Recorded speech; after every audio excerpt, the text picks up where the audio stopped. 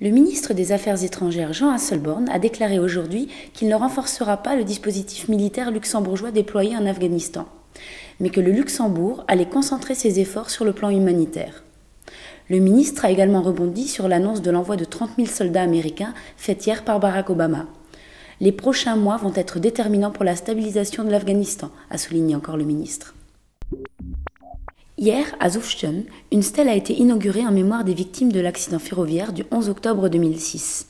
Peu après la frontière française, une rame des CFL était alors entrée en collision avec un train de marchandises venant de Thionville et provoquant la mort de 6 personnes.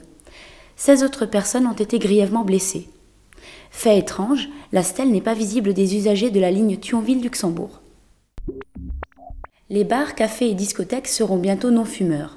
Hier, devant la Chambre des députés, le ministre de la Santé Mars Di Bartolomeo a confirmé sa volonté d'étendre l'interdiction de fumer aux bars et discothèques du pays. Le plan tabac qui protège les non-fumeurs et qui s'applique déjà en France et en Irlande devrait entrer en vigueur au Luxembourg avant la fin de la législature. Depuis la mise en place de la première loi anti-tabac en 2006, la part des fumeurs réguliers est passée de 28% à 19%.